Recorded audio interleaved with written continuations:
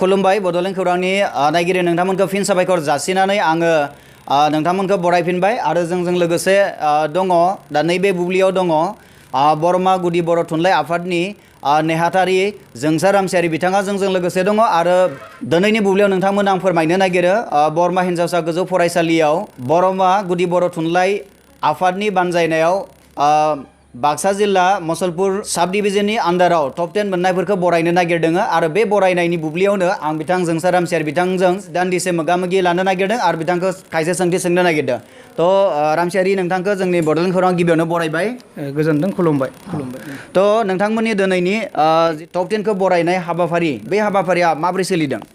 आच्छा दाथ' जों बरमा गुदि बर' थुनलाइ आफादनि बानजायनाय हाबाफारिखौ लानाय लेखा जोङो दिनै 25 मे 2019 इं खालाराव जोङो बे हाबाफारिखौ जोङो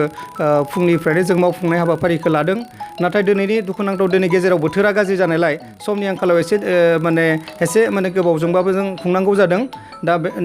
दा दिनै जोङो बरमा गुदि बर' थुनलाइ आफादा बानजायगिरि महरै जोङो दिनै सानदों दिनैनि हाबाफारिखौ जोङो मोजाङैनो जोङो गाजा गोमजायै खुंलांनो हागोन दा बेखौ आं बरमा गुदि बर' थुनलाइ आफादनि नेहाथारि महरै आं बेखौ नोंथांमोननो फोरमायदों नोंथांमोना साबेसेसो एबार बरायगोन आच्छा दाथ' मोनसे मिथिथावा जोङो बरमा गुदि बर' थुनलाइ आफादनि बेन्दोङाव गासै माने फार्स्ट डिभिजन पास जानाय फरायसाफोरखौ जों मोनदोंमोन सा 29 आरो लोगोसे बरमानि बेन्दोङाव फरायनाय फरायसाफोर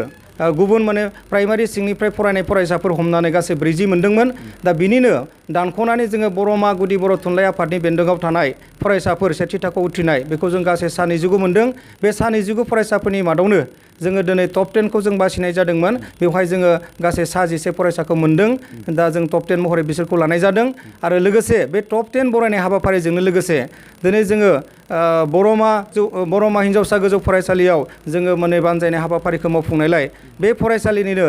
फरायसुलि रनजिता बर' डिस्टिंसन मोननाय अनजालु फरायसा बेखौ जोङो माने बे फरायसालिनि बांसिन नम्बर मोनगिरि महरै बिथांखौ जोङो दिनै बरायफानाय लोगोआव लाफानाय जादों तो नोंथांमोननि जितु टप 10 नि लिस्टआव सोर बांसिन नम्बर मोनदों आरो बबेनि बे दा जोंनि बरमा गुदि बर' थुनलाइ आफादनि बेन्दोङाव गिबिसिन टप 10 आव थानाय फरायसानि मुङा जाबाय मुस्रि जुगल रामसियारि बिफा मानव गेदेर मुस्रि देवबा रामसियारि जेरावहाय बरमा हिनजावसा गोजौ फरायसालिनि बिथाङा गाहाय फोरोंगिरि दा बिथांनिनो फिसाज्ला जुगल रामसियारि बिथाङा माने टप 10 नि गिबि मासिखौ मोननो हादों आरो लोगोसे बिथाङा फरायसायानो जाबाय इउएन एकाडेमि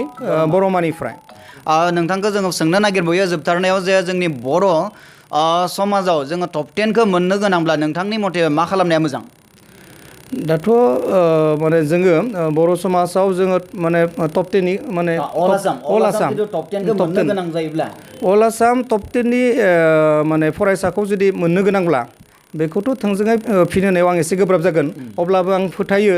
जुदि जोङो टप 10 नि फरायसाखौ जों फरायनांगौब्ला जोंनि साफ्रोमबो बिमा बिफायानो फरायसानि बिमा बिफाया बेखौ फरायसानि फारसे नोजोर लाखिनांगोन आरो जायफोर फरायसालि बा फसंथान बिथांमोननि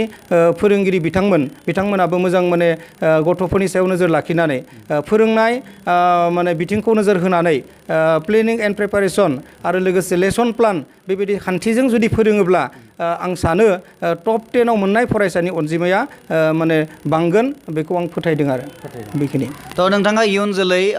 फैगोन 2020 मायथाइयाव जितु जानो गोनां जितु मेट्रिक आनजादनि फरायसुलाफोरनो मा मेसेज होनो नागिरदों दाथ' 2020 मायथाइयाव जायफोरानोखि माने मेट्रिक आनजादाव आरो बिदिनो आनजाद होगोन दा बिथांमोना मेसेज बादि आं बुंनो नागिरनाया बेनो जेरावहाय जोंहा बर' थुनलाइ आफाद लोगोसे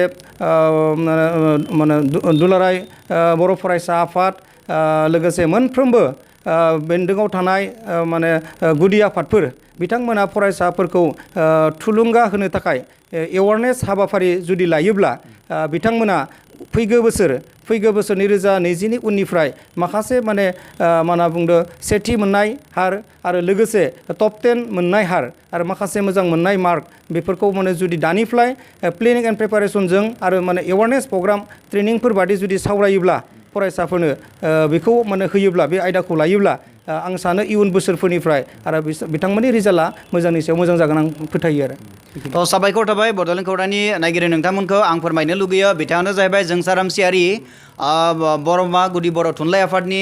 नेहाथारि बिथां आरो जोंजों लोगोसे सम होनायनि थाखाय बिथांखौ रोजा रोजा साबायखर जासिबाय तो बड'लेण्ड खौरांनि गासै नायगिरि नोंथांमोननिफ्राय जोङो एसेयावनो बिदाय लाबाय गोजोन्थों।